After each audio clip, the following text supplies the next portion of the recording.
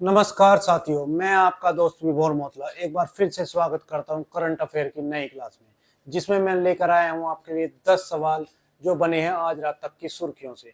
ये सवाल जो आने वाली सभी प्रतियोगी परीक्षाओं में आपके लिए महत्वपूर्ण साबित होंगे। दोस्तों, शुरू करते हैं आज की क्लास को और अपने लक्ष्य की ओर अगला कदम बढ़ाते हैं आज के मोटिवेशन कोटेशन के साथ। और आज का मोटिवेशन कोटेशन जो मैं आपके लिए लेकर आया हूँ, मंजिल मिल ही जाएगी भटकते भटकते, गुमराह तो वो हैं जो घर से निकले ही नहीं। दोस्तों, कई बार हम जब किसी एग्जाम में फेल हो जाते हैं या सेलेक्ट नहीं हो पाते हैं तो हम अपने आप को हीन भावना से देखने लगते हैं और अपनी जो हमारी क्षमता है उस पर शक करने लगते हैं। ऐसा नहीं है दोस्तों। और कई बार उन बातों को हम अपने दिल से लगा लेते हैं जो हमारे पड़ोसी और रिश्तेदार हमारे बारे में सोचते हैं और हमारी एक असफलता पाने पर वो कमेंट करते हैं और उनको हम दिल से लगा लेते हैं। दोस्तों, वो लोग हैं जो कभी घर से ही निकले ही, यानी जिन्होंने कभी इस ओर कदम बढ़ाया ही नहीं। वो आपकी सफलता और असफलता को कैसे जज कर सकते हैं? तो दोस्तों, अपनी सफलता को सिर्फ आप जज कर सकते हैं। अगर आप सच्ची लगन और मेहनत से काम कर रहे हैं तो आज नहीं कल सफलता आपके कदम जरूर चूमेगी। तो चलिए दोस्तों, शुरू करते हैं आज की क्लास को क्वेश्चन नंबर 1 के साथ। आज का पहला क्वेश्चन है, हाल ही में किस वैश्विक संस्थान ने असमानता दूर करने की मुहिम में भारत को दुनिया के सर्वाधिक क्षमता मूलक समाजों में से एक के रूप में मान्यता दी है? तो दोस्तों, जो हमारा विश्व बैंक है, विश्व बैंक यानी वर्ल्ड बैंक, जो हमारा वर्ल्ड बैंक जिसकी स्थापना 1945 ब्रेटन वुड सम्मेलन के दौरान हुई, ब्रेटन वुड सम्मेलन के दौरान जिसकी स्थापना हुई और जिसके हेड यानी इसके अध्यक्ष, वर्तमान अध्यक्ष कौन है? तो भारतीय मूल के अजय बंगा जिसके हेड हैं। इसने भारत को असमानता दूर करने यानी असमानता जिसने दूर की है इस मुहिम में चौथा स्थान दिया है। भारत को असमानता दूर करने की मुहिम में कौन सा? 4th स्थान दिया है। ठीक है, इन्होंने भारत को 4 स्थान दिया है, यानी भारत से पहले 3 देशों को और रखा गया है। तो ये 3 देश कौन से हैं? तो ये हैं स्लोवाक गणराज्य, स्लोवेनिया और तीसरे नंबर पर बेलारूस और चौथे नंबर पर अपना भारत। अगर बात मैं भारत की करूं तो भारत का गिनी गुणांक में जो स्कोर रहा है वो 25.5 रहा है। कितना रहा है? तो 25.5 रहा है और इस स्कोर के साथ भारत चौथे स्थान पर यानी चौथे पायदान पर वर्ल्ड बैंक द्वारा शामिल किया गया है। वर्ल्ड बैंक के अनुसार अगर हम बात करें तो 2022 और 2023 यानी 2022 और 2023 के आंकड़ों के अनुसार जो अत्यधिक गरीबी है, एक तो गरीबी होती है और उससे भी नीचे जो अत्यधिक गरीबी है वो घटकर 2.3% रह गई है। यानी जो भारत में अत्यधिक गरीबी है वो घटकर कितनी रह गई है? वो 2.3 रह गई है। अगर मैं बात करूं 2011 की या 2011-12 की तो ये 16.2 थी, यानी 16.2 से ये 2.3% रह गई है। 2011 से 23 के बीच 2011 से और 2023 के बीच 171 मिलियन यानी 171 मिलियन भारतीय गरीबी रेखा से बाहर आए हैं। कितने? 171 मिलियन भारतीय गरीबी रेखा से बाहर आए हैं, गरीबी रेखा से बाहर निकले हैं। ठीक है, 131 मिलियन का मतलब क्या होता है? तो मिलियन का मतलब होता है 10 लाख। ठीक है, तो इतने लोग भारत के जो गरीबी से उभरे हैं, यानी जो गरीबी में थे वहां से बाहर निकले हैं। ठीक है, तो ये किसके अनुसार है? वर्ल्ड बैंक के अनुसार। वर्ल्ड बैंक के अनुसार किसे? गिनी गुणांक। गिनी गुणांक क्या है? तो गिनी गुणांक किसी देश के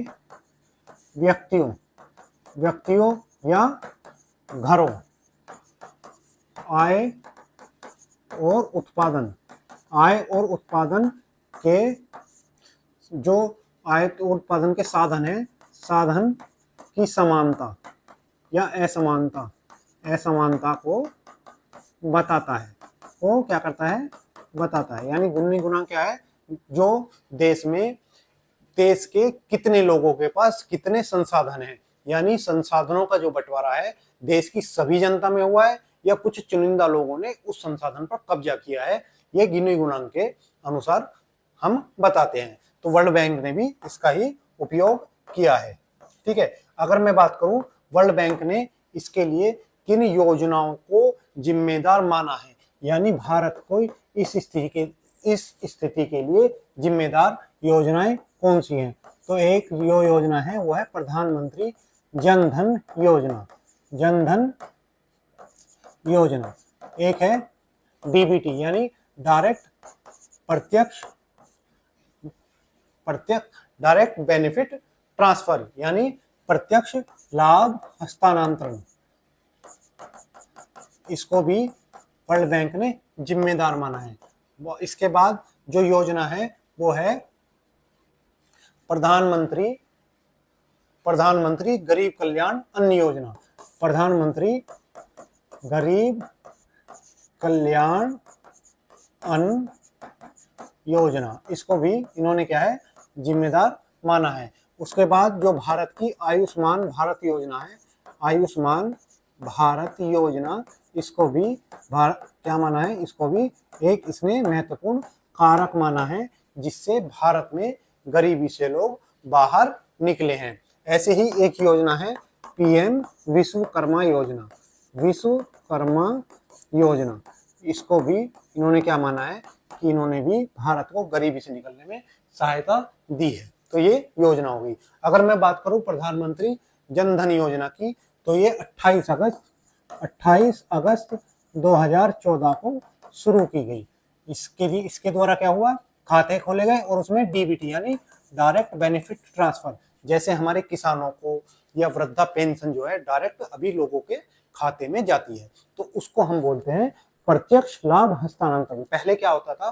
किसी संस्था के माध्यम से पैसे ट्रांसफर किए जाते थे जिसमें उसके भ्रष्टाचार होने के ज्यादा क्या थे? चांसेस थे। अभी डायरेक्ट बेनिफिट ट्रांसफर होता है। ऐसे ही पीएम गरीब कल्याण अन्न योजना, जिसके तहत हमें गरीबों को राशन देते हैं, ये योजना वो जो 23 सितंबर 2018 को शुरू की गई। ऐसे ही आयुष्मान भारत योजना, जिसमें 5 लाख तक का इलाज मुफ्त है, वो दिसंबर 2016 में शुरू की गई। ठीक है, 2016 में शुरू की गई। ऐसे ही जो 2023 में पीएम विश्वकर्मा योजना है, जो 17 सितंबर 2023 को शुरू की।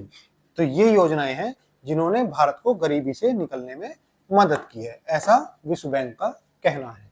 तो ये हमारी विश्व बैंक हो गया।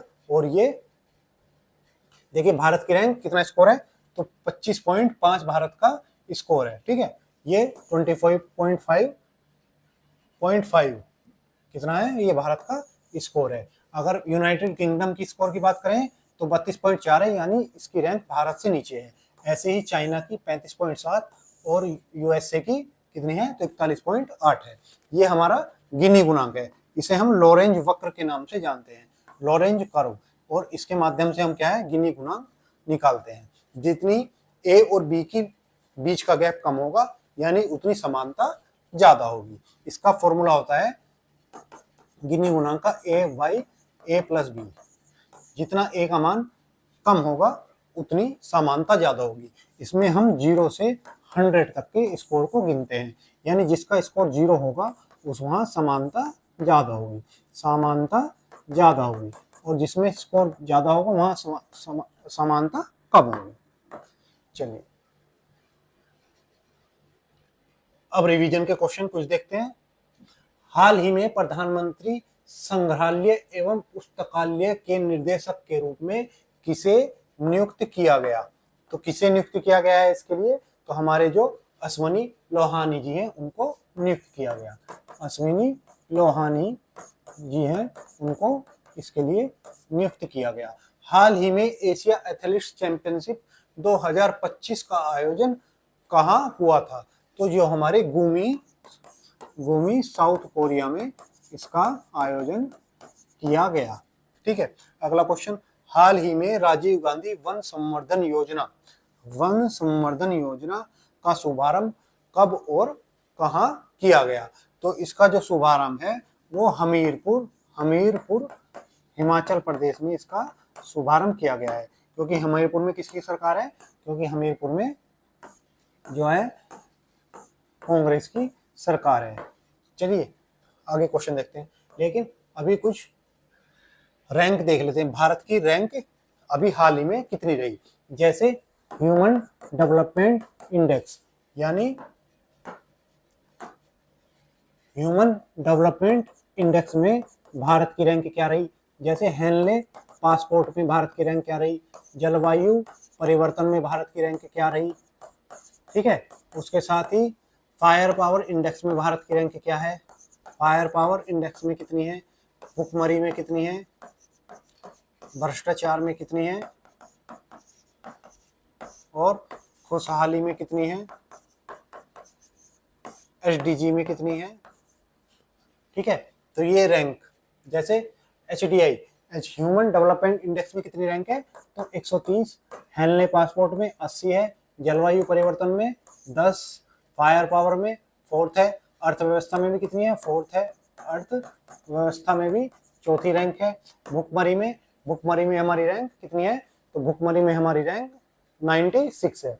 जलवायु परिवर्तन में, अच्छा जलवायु परिवर्तन मिलेगा नहीं, तो भुखमरी में, भ्रष्टाचार में हमारी 96 है। खुशहाली में हमारी रैंक कितनी है? खुशहाली में हमारी रैंक 118 है। एसडीजी में अभी पहली बार हम 99वें स्थान पर, यानी 100 में पहली बार हम शामिल हुए हैं। ठीक है, तो ये हमारी कुछ रैंक हो गई। भ्रष्टाचार में 96 हो गई। प्रेस फ्रीडम में 151 हो गई। उसके साथ ही और कौन सी रैंक बची है? खुशहाली, जलवायु परिवर्तन में 10वीं रैंक है। ठीक है, जलवायु परिवर्तन में हमारी रैंक कितनी है? तो 10 है। ग्लोबल जेंडर गैप, यानी जो जेंडर गैप है उसमें रैंक, ग्लोबल जेंडर गैप में रैंक कितनी है? तो 131 है। ठीक, तो ये हमारी सारी रैंक जो मैंने हाल ही में हुई आपको लिखवा दी है। चलिए अब देखते हैं क्वेश्चन नंबर 2। आज का क्वेश्चन नंबर 2 है, हाल ही में यूरोपीय संघ यानी EU ने वर्ष 2040 तक ग्रीन हाउस गैस उत्सर्जन में कितने प्रतिशत की कटौती का लक्ष्य निर्धारित किया है? EU, जिसे हम यूरोपियन यूनियन के नाम से जानते हैं, यूरोपियन यूनियन, जिसकी स्थापना 1 नवंबर 1993 को हुई और इसका हेडक्वार्टर कहाँ पर है? तो ब्रुसेल्स, ये कहाँ पर है? बेल्जियम, ब्रुसेल्स बेल्जियम में इसका हेडक्वार्टर है। और वर्तमान में इसके 27 सदस्य हैं। ब्रिटेन इसका सदस्य नहीं है, ब्रिटेन ने इसकी सदस्यता छोड़ दी थी। ठीक है, तो EU ने कहा है कि हम जो हमारा ग्रीन हाउस, यानी जो ग्रीन हाउस उत्सर्जन है उसको 2040 तक ग्रीन हाउस गैस जो हमारा इमिशन है यानी उत्सर्जन है उसको कब तक? 2040 तक 1990 के स्तर से 90% कम कर देंगे। यानी जिस ग्रीन हाउस जो गैस थी, जो उनका उत्सर्जन 1990 के दौरान होता था, उससे भी कम हम कर देंगे। कब तक? 2040 तक, यानी उस स्तर से भी नीचे हम इसके उत्सर्जन को लेके आएंगे। तो इसका ऑप्शन हो गया C, ये किसने कहा है? तो ये यूरोपियन यूनियन ने कहा है कि हम इसको कम कर देंगे। यूरोपियन यूनियन का शून्य कार्बन उत्सर्जन, शून्य कार्बन उत्सर्जन का लक्ष्य कब का है? तो इनका 2050 का, यानी 2050 तक ये चाहते हैं कि जितना ये कार्बन उत्सर्जन कर रहे हैं उसका अवशोषण भी कर लें, यानी जितना उत्सर्जन किया उसको अवशोषित कर लें। तो उसको हम बोलते हैं शून्य कार्बन उत्सर्जन। इसका मतलब ये नहीं है कि शून्य कार्बन उत्सर्जन यानी कार्बन को हम उत्सर्जित ही ना करें, यह इसका मतलब है कि जितना उत्सर्जन किया उसको खत्म कर लिया, यानी जितना कमाया उतना खा लिया। ठीक है, अगर बात करूं भारत का ये लक्ष्य कब तक है? भारत का शून्य कार्बन उत्सर्जन का लक्ष्य 2070 तक है, यानी 2070वें वर्ष तक हम चाहते हैं कि हम जितना कार्बन उत्सर्जित कर रहे हैं उसको हम उतना ही क्या कर लें, उसका अवशोषण कर लें। ठीक है, तो भारत का लक्ष्य 2070 तक है। अगर मैं बात करूं, अब आपके दिमाग में क्वेश्चन आया होगा कि सर ये ग्रीन हाउस गैस क्या है, यानी green house gas, green house gas क्या होता है? तो ग्रीन हाउस गैस, अब जैसे ये हमारी पृथ्वी है, क्या है? पृथ्वी, और यहाँ पर है सूरज, क्या है? सूर्य। तो ये दिन में क्या देता है? प्रकाश देता है। ठीक है, और इसके प्रकाश से क्या होगा कि पृथ्वी क्या होगी? टेम्परेचर बढ़ जाएगा, पृथ्वी की सतह पर क्या होगा? टेम्परेचर बढ़ जाएगा। ठीक है, और जैसे ही रात होगी, यानी पृथ्वी का ये वाला हिस्सा तब इधर वाली साइड आएगा, तो यहाँ से क्या होगा? ये तापमान कहाँ चला जाएगा? अंतरिक्ष में चला जाता है। ठीक है, तो ये तापमान कहाँ चला जाएगा? अंतरिक्ष में चला जाएगा। लेकिन कुछ तापमान को, कुछ टेम्परेचर को जो हमारा वायुमंडल है, बादल हैं और जो वायुमंडल की गैसें हैं वो रोक लेती हैं, यानी जितनी ठंडी पृथ्वी रात में होनी चाहिए उतनी नहीं हो पाती। इसको हम कहते हैं green house effect. Green house effect क्या कहते हैं इसको? Green house effect. Green house effect, तो ये ग्रीन हाउस इफेक्ट जो है यो हमारी पृथ्वी के लिए अनिवार्य घटना है। अगर तापमान माइनस में चला जाएगा तो यहाँ पर रहना मुश्किल हो जाएगा। ठीक है, तो इसलिए ग्रीन हाउस इफेक्ट जो है यो अनिवार्य घटना है। लेकिन अब क्या हुआ, जैसे जैसे औद्योगिकरण का युग आया, यानी मानव ने मशीनों की तरफ अपना रुख बढ़ाया, तो वहां से मानव ने क्या किया? कार्बन को उत्सर्जित करना अधिक शुरू कर दिया। अब जो ये ग्रीन हाउस इफेक्ट है ये क्या है? इसके बढ़ते बढ़ते बढ़ते बढ़ते कहां पर पहुंच गया? ग्लोबल वार्मिंग, यानी ग्लोबल वार्मिंग। अब ग्लोबल वार्मिंग क्या होती है? जब ग्रीन हाउस गैसें या ग्रीन हाउस इफेक्ट जो एक मात्रा तक ही टेम्परेचर को रोकना चाहिए था, ये उससे ज्यादा टेम्परेचर पृथ्वी का रोकने लगा। क्यों? किस कारण? क्योंकि मानव ने यहाँ पर इतनी गैसों का उत्सर्जन किया, जो तापमान कम होना चाहिए था वो और बढ़ने लगा। तो इसको हम, यानी ग्रीन हाउस गैस के बढ़े हुए तापमान को हम क्या कहते हैं? ग्लोबल वार्मिंग के रूप में जानते हैं। अगर मैं बात करूं ग्लोबल वार्मिंग के लिए जिम्मेदार गैसें कौन कौन सी हैं, तो जैसे कार्बन डाइऑक्साइड, मेथेन, मेथेन जलवाष्प, नाइट्रस ऑक्साइड, ठीक है, और इसके साथ ही जो हमारी हाइड्रोफ्लोरोकार्बन HFC, हाइड्रोफ्लोरोकार्बन ये भी जिम्मेदार है, परफ्लोरोकार्बन ये भी जिम्मेदार है, और उसके साथ ही हमारी जो SFC सल्फर, सल्फर हैगा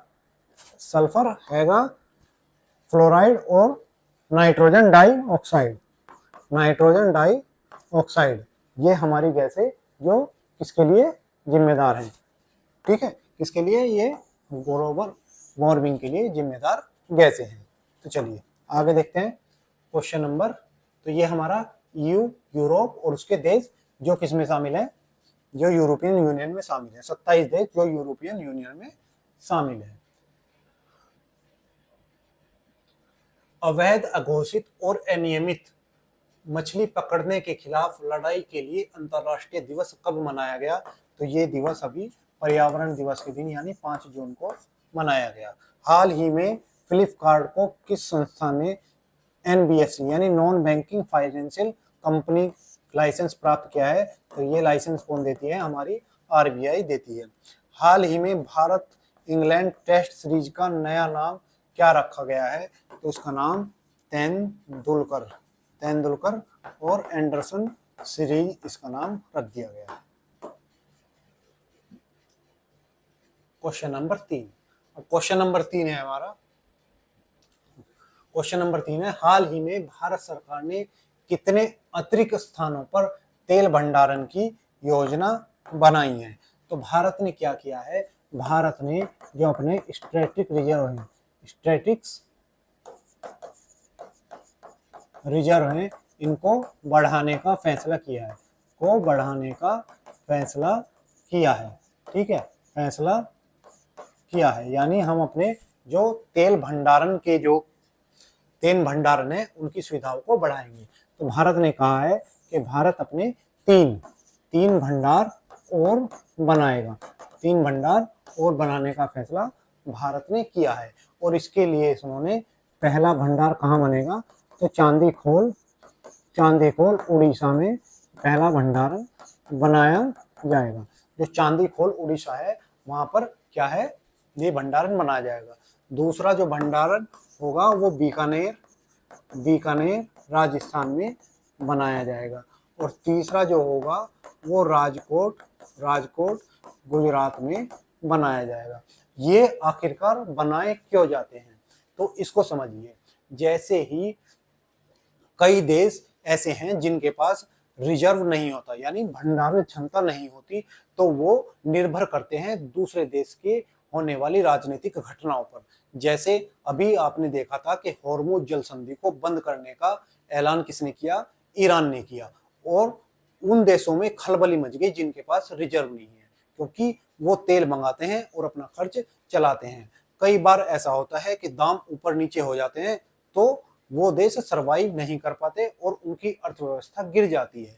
तो भारत इन सभी घटनाओं से बचने के लिए कुछ तेल को अपने यहाँ क्या करता है? भंडार करके रखता है।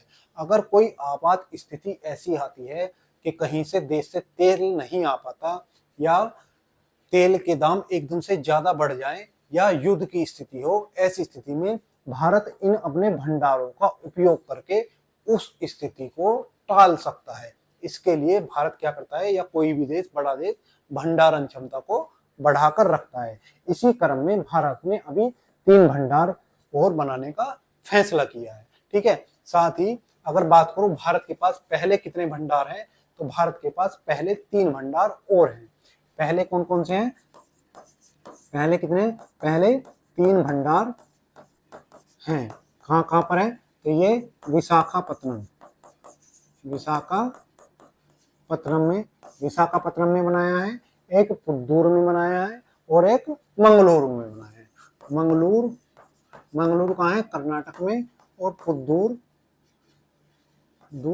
यहाँ पर क्या है? ये 3 रिजर्व थे। और अभी चांदीखोल, बीकानेर और राजकोट में 3 रिजर्व बनाने की भारत सरकार ने और बात की है। ठीक है, अगर बात है तेल की, तो भारत में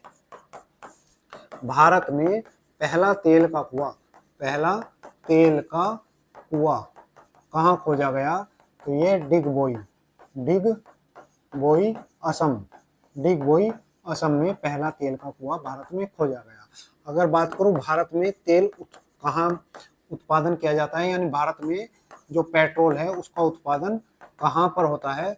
तो कुछ मुख्य स्थान हैं, जैसे एक तो असम डिगबोई हो गया, जैसे एक मुंबई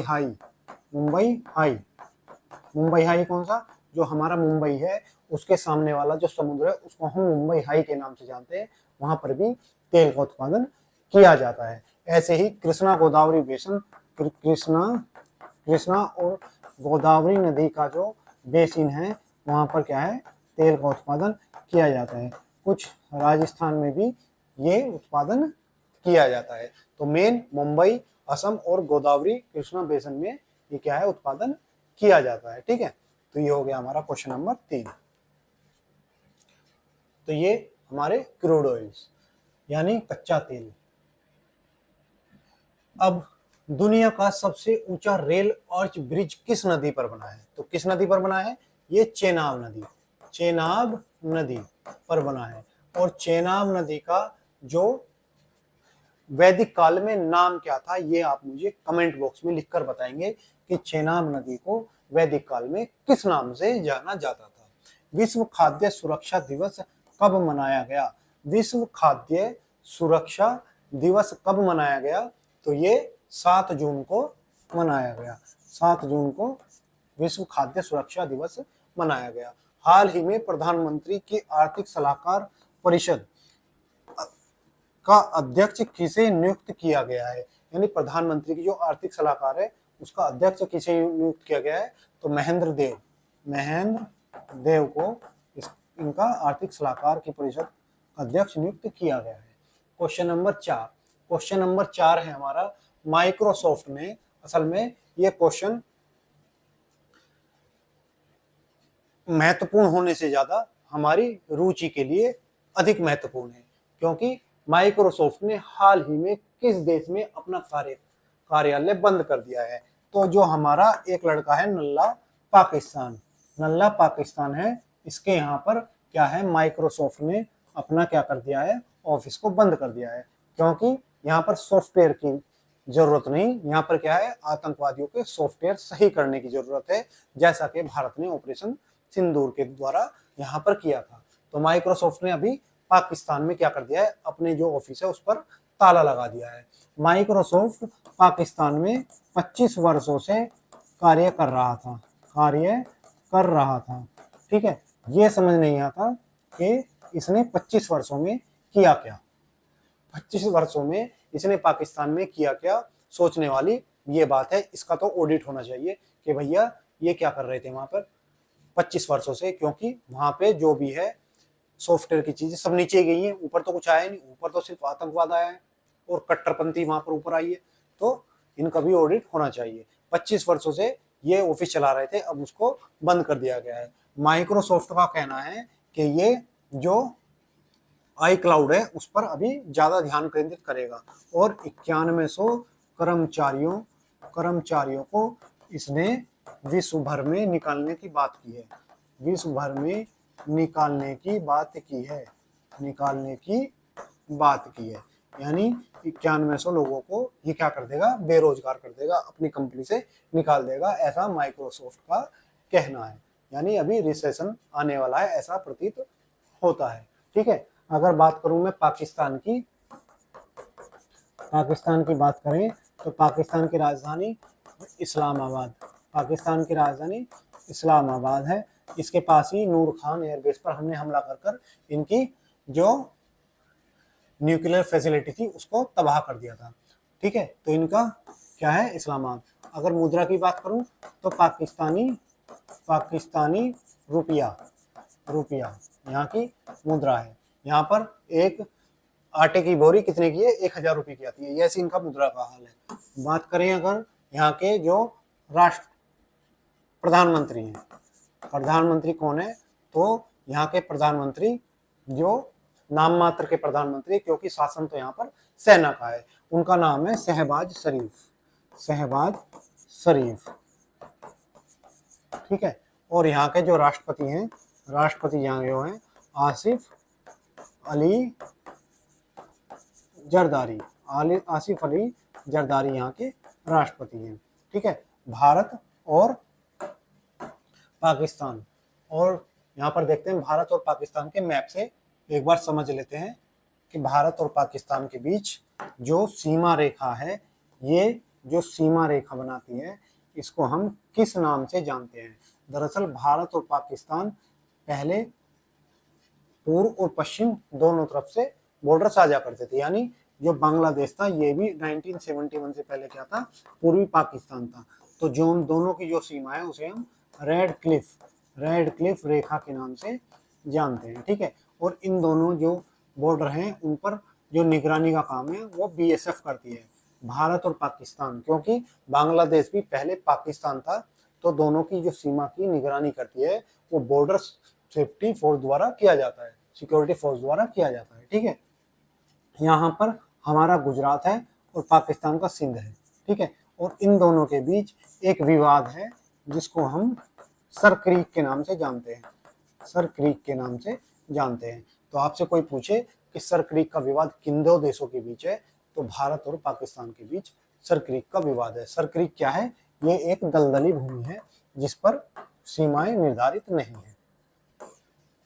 चलिए जी, अब जून के रिवीजन के क्वेश्चन देखते हैं। हाल ही में भारतीय भाषाओं को शासन में बढ़ावा देने के लिए किसने भारतीय भाषा अनुभाग लॉन्च किया है? तो जो हमारे मोटा भाई हैं अमित शाह, उन्होंने इनको लॉन्च किया है। विश्व मस्तिष्क ट्यूमर दिवस कब मनाया जाता है? तो विश्व मस्तिष्क ट्यूमर दिवस कब मनाया जाता है? तो 8 जून को मनाया जाता है। हाल ही में संयुक्त राष्ट्र महासभा 2027 के लिए सुरक्षा परिषद में कितने गैर अस्थायी सदस्यों का चुनाव किया गया है? तो 5 सदस्यों का चुनाव किया गया है। और यूएनजीए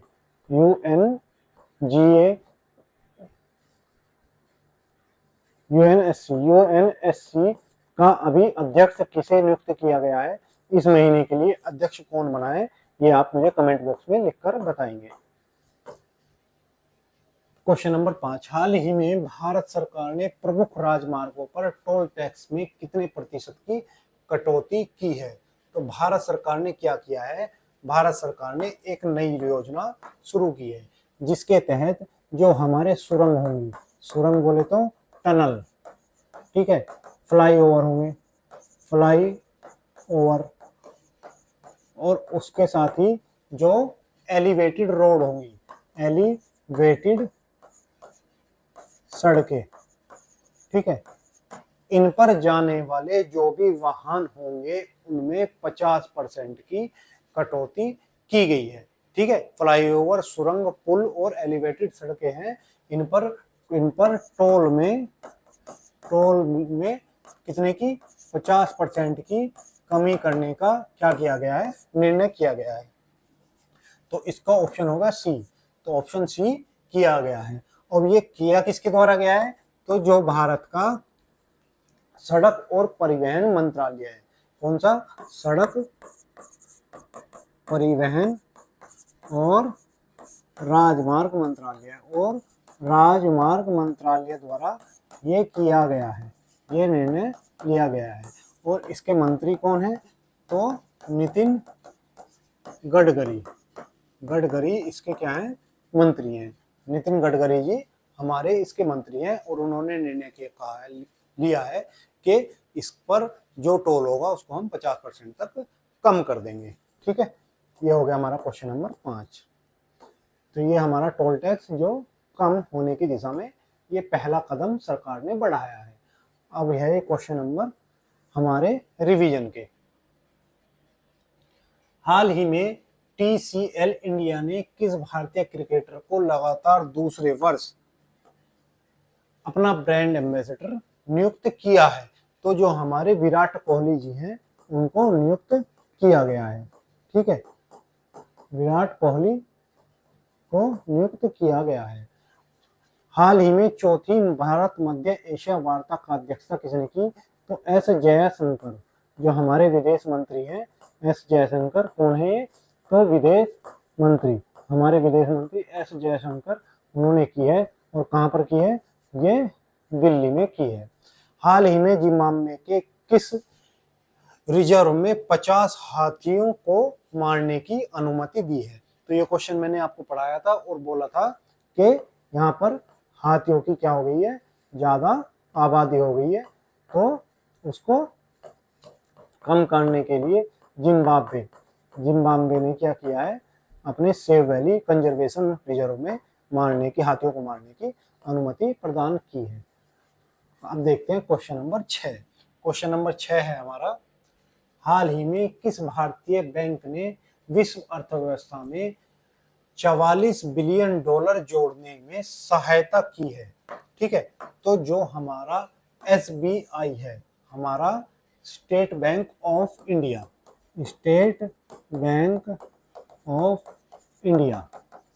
इसने क्या किया है? जो वैश्विक GDP वृद्धि दर वृद्धि दर में कितने डॉलर, तो 44 बिलियन डॉलर जोड़े हैं। ठीक है, 44 बिलियन डॉलर जोड़े हैं। दरअसल यहाँ पर जो 24 और 25 जो हमारा वर्ष वैश्विक वो वित्त वर्ष रहा, वित्त वर्ष 2024 और 25 के बीच, यानी पिछले एक साल में वैश्विक जीडीपी वृद्धि में भारत का योगदान कितना रहा, तो भारत ने जो इस जीडीपी वृद्धि में योगदान दिया है वो 297 बिलियन डॉलर का है। कितने का है, 297 बिलियन डॉलर का है। और जो वैश्विक जीडीपी वृद्धि में 6.7% है। इस 297 में से 44 बिलियन किसने दिया है, तो वो एसबीआई द्वारा दिया गया है। यानी एसबीआई ने वैश्विक वृद्धि में क्या किया है, कितने परसेंट का, 1.1% का योगदान दिया है।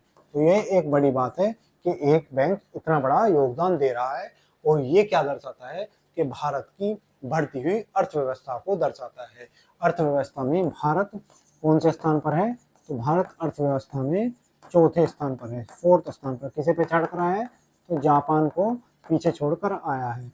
और आने वाले दिनों में यानी 2027 तक हम जर्मनी को पीछे छोड़कर 3rd यानी तीसरी बड़ी अर्थव्यवस्था बनने की ओर अग्रसर है, ऐसा कहना आईएमएफ का भी है।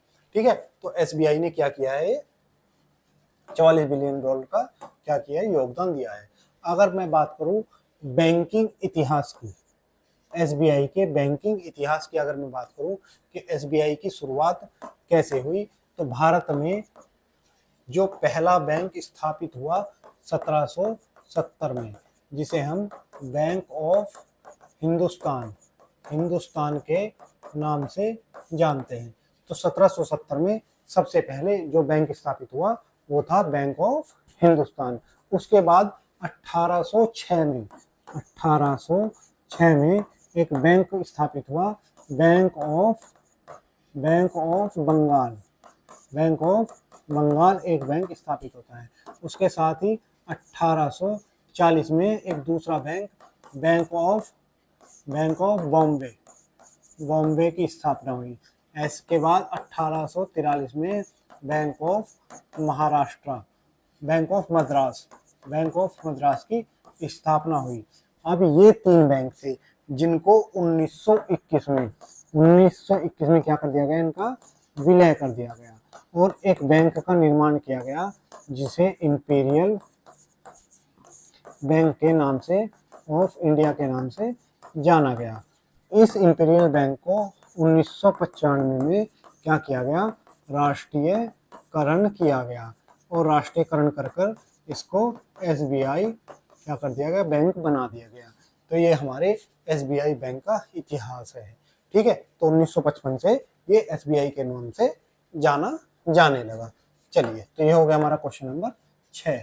तो एसबीआई जिसने 44 बिलियन डॉलर का अभी योगदान दिया है। हाल ही में डेल्टा ने किस नई high school personal care range का किसे ब्रांड एम्बेसडर नियुक्त किया है, तो जो हमारे महेंद्र सिंह धोनी जो कप्तान थे उनको नियुक्त किया गया है। हाल ही में गुजरात के कच्छ में हड़प्पा सभ्यता के कितने वर्ष पूर्व मानव बस्तियों के साक्ष्य मिले हैं, तो 5000 वर्ष पहले के साक्ष्य मिले हैं। हाल ही में भारत में रक्षा संपदा का नया महानिदेशक जर्नल ऑफ डिफेंस स्टेट किसे नियुक्त किया गया है, तो ये किसे नियुक्त किया है, शैलेंद्र नाथ गुप्ता जी को नियुक्त किया गया है। किसको, तो शैलेंद्र नाथ गुप्ता को नियुक्त किया गया है। ठीक है, तो शैलेंद्र जी को इसका डायरेक्टर बनाया गया है। क्वेश्चन नंबर 7 है हमारा, अंतरराष्ट्रीय सहकारिता दिवस हर वर्ष किस दिन मनाया जाता है, तो जो ये अंतरराष्ट्रीय सहकारिता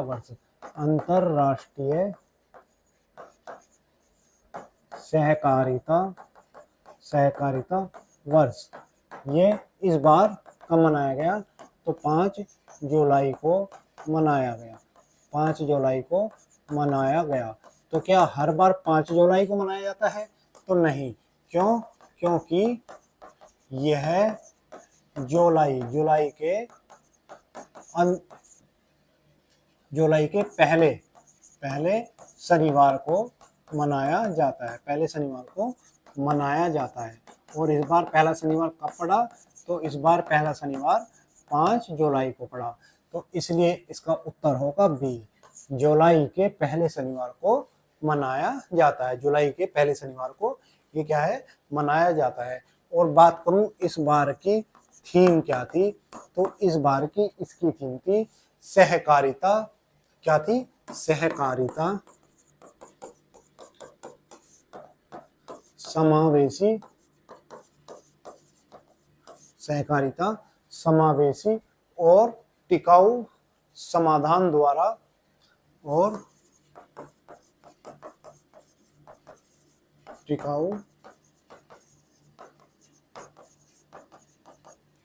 सहकारिता समावेशी और टिकाऊ समाधान द्वारा एक बेहतर विश्व की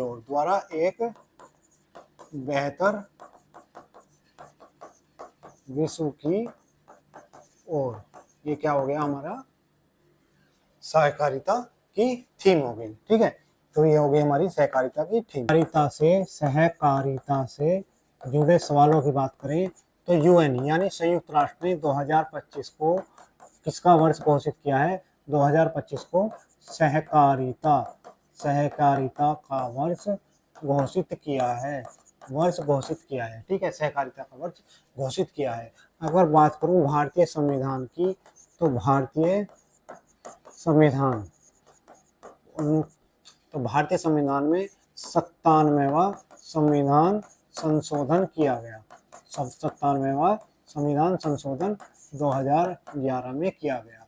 और इसके द्वारा 19(1)(c) जिसमें सहकारिता शब्द जोड़ा गया, वहीं इसी के साथ ही भाग 9(b) में क्या जोड़ा गया? सहकारिता को जोड़ा गया। ठीक है, सहकारिता को भाग 9(b) में जोड़ा गया। सहकारिता क्या है? ये गांधीवादी एक सिद्धांत था जिसको 2011 में जोड़ा गया। इसी के साथ ही अगर बात करूं भारत के पहले सहकारिता मंत्री कौन है? तो भारत के पहले सहकारिता मंत्री कौन बने? हमारे अमित शाह जी बने। क्या बने? भारत के पहले सहकारिता मंत्री बने। ठीक है, तो ये सारे सहकारिता से जुड़े सवाल हुए। अब मैं बात करूं अगर जुलाई के दिवसों की, तो जुलाई के दिवस कौन कौन से हैं? तो जुलाई को हमने 1 जुलाई को कौन सा दिवस मनाया? तो 1 जुलाई को सबसे पहले हमने जीएसटी डे मनाया। सीए डे भी हमने 1 जुलाई को मनाया। उसके साथ ही हमने जो एक मनाया डॉक्टर डे। ठीक है, डॉक्टर डे भी हमने कब मनाया? तो 1 तारीख को हमने 3 दिवस मनाए, जीएसटी, डॉक्टर और सीए दिवस, डॉक्टर दिवस और जीएसटी दिवस, तीनों हमने कब मनाए? 1 जुलाई को मनाए। ठीक है, उसी अगर बात करूं 2 जुलाई को, तो जो 2 जुलाई को हमने विश्व खेल पत्रकार दिवस मनाया। विश्व खेल पत्रकार दिवस हमने 2 जुलाई को मनाया। तो ये हो गया हमारा question number 7, international day of cooperatives. हाल ही में वनडे क्रिकेट से संन्यास लेने वाले ग्लेन मैक्सवेल किस देश से संबंधित हैं? तो ये ऑस्ट्रेलिया के खिलाड़ी थे।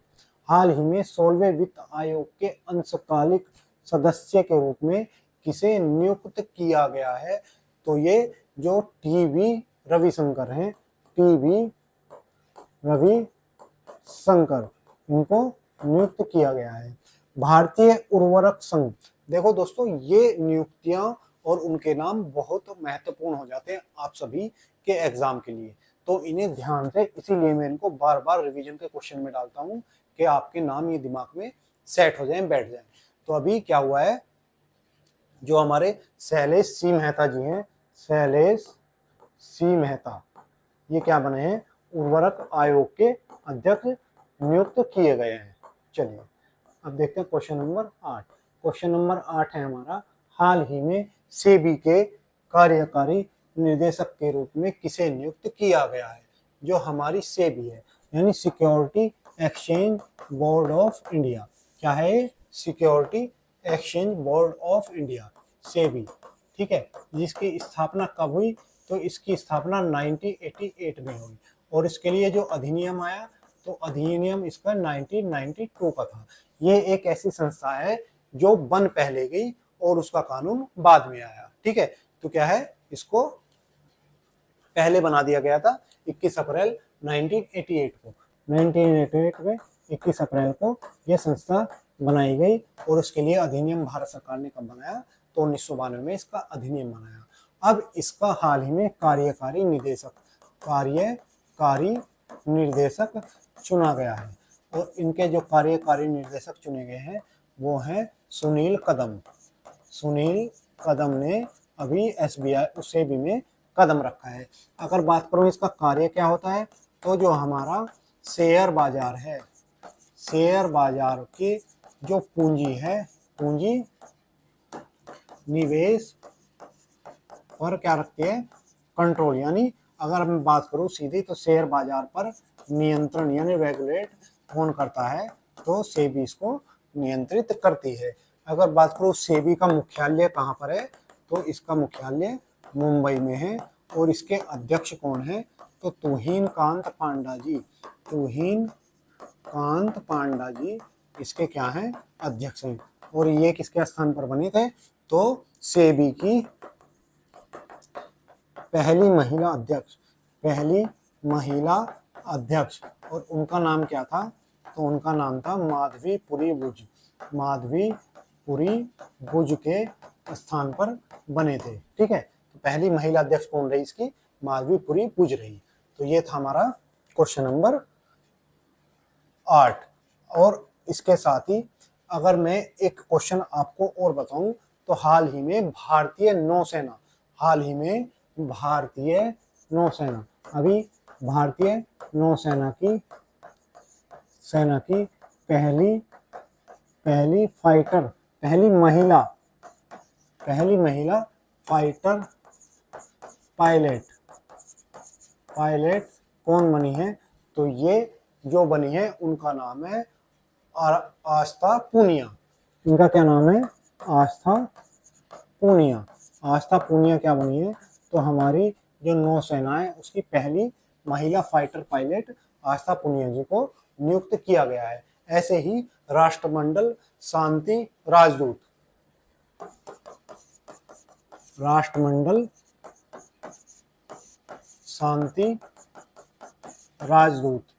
किसे नियुक्त किया गया है, ठीक है। और ऐसे ही और नियुक्ति कौन सी हुई है, जैसे RBI के कार्यकारी निदेशक, RBI के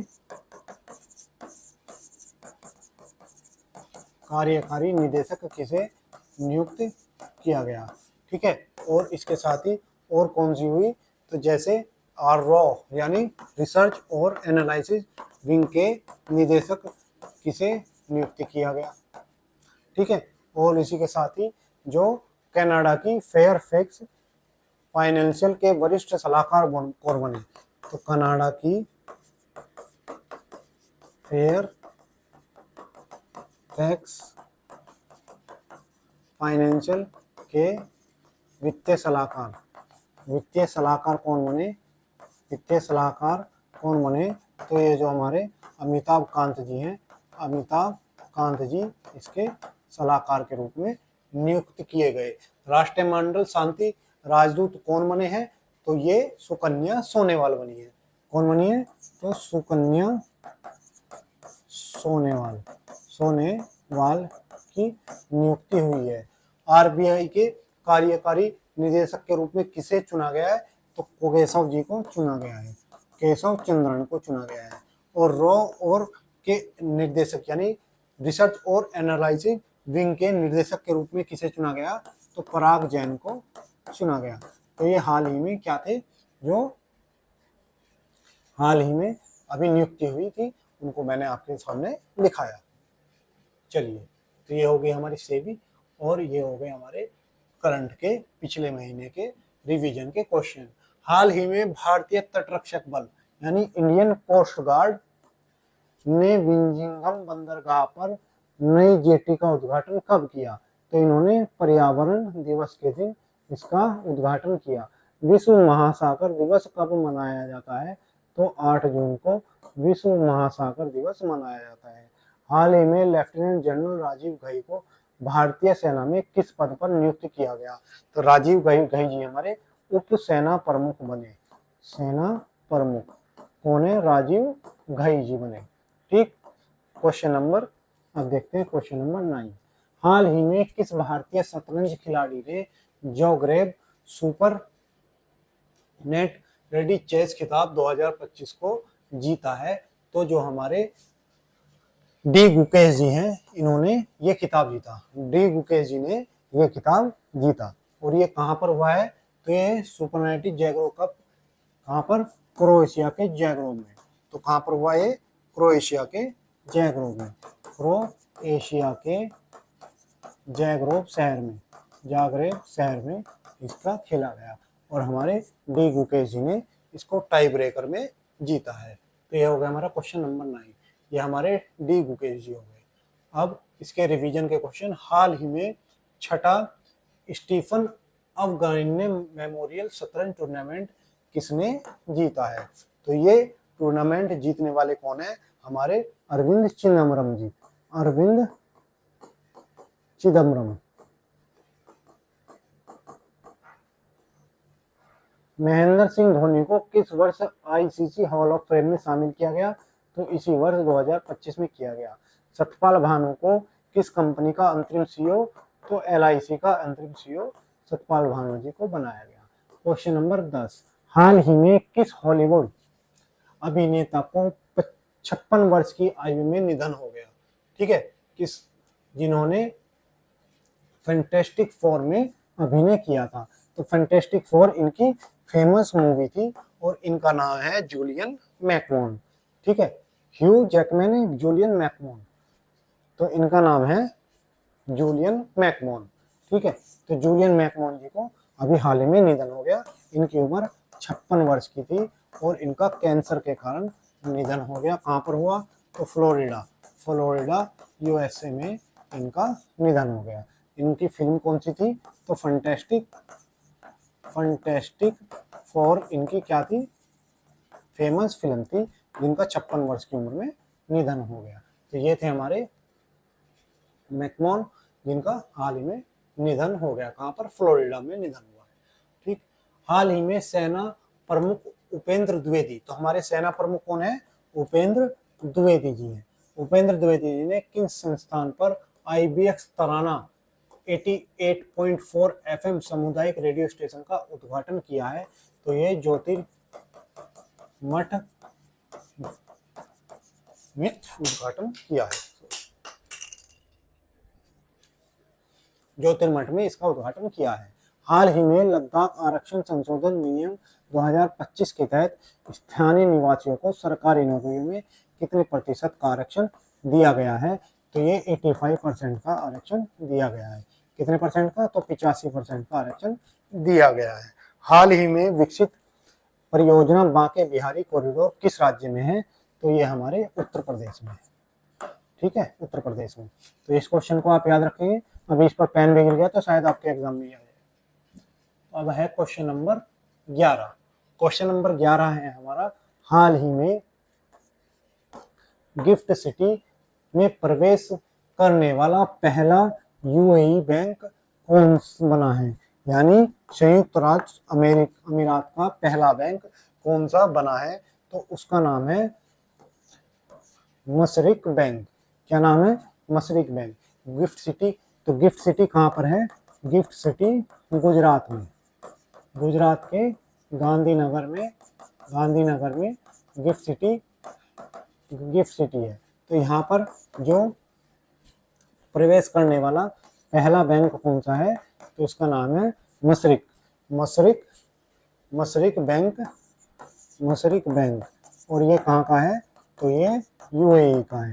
यूएई बोले तो संयुक्त राष्ट्र अमीरात। और इसकी राजधानी क्या है, इसकी राजधानी आबू धाबी है। आबू धाबी इसकी राजधानी है। और इसकी मुद्रा क्या है, तो दिरहम यहाँ की मुद्रा है। ठीक है, दिरहम यहाँ की मुद्रा है। अगर बात करूँ यहाँ के राष्ट्रपति के, तो यहाँ के राष्ट्रपति मोहम्मद यहाँ के जो राष्ट्रपति हैं उनका नाम है मोहम्मद बिन जायद अल निहान। इनके क्या हैं, राष्ट्रपति हैं। तो ये हमारे क्या बने हैं, पहले गिफ्ट सिटी में प्रवेश करने वाला पहला बैंक बना है। और ये है मुशरिक बैंक। तो क्या है, मुशरिक बैंक है जो यहाँ पर अभी इसके लिए एंट्री पाया है, यानी प्रवेश पाया है। गिफ्ट सिटी गुजरात में एंट्री पाने वाला पहला बैंक बना है। तो ये थी हमारी करंट की आज की क्लास, जिसमें हमने करंट के क्वेश्चन के साथ साथ उनसे जुड़े स्टैटिक्स जीके और पिछले महीने यानी जून महीने के महत्वपूर्ण करंट के क्वेश्चंस का भी रिवीजन किया। दोस्तों, ये मैं आपके साथ सामने रोज ये प्रयास अपना लेकर आता हूँ, लेकिन आप इस प्रयास को अपने दोस्तों के साथ साझा नहीं करते और लाइक भी कम करते हो। इस पर व्यू ज़्यादा आते हैं और लाइक कम, जिससे हमें मोटिवेशन भी कम मिलता है। दोस्तों, अगर आपको हमारा प्रयास पसंद आया हो और आपके लिए लाभदायक सिद्ध हो रहा हो, तो इसे अपने दोस्तों के साथ शेयर करें और इसे लाइक और सब्सक्राइब अवश्य करें। धन्यवाद।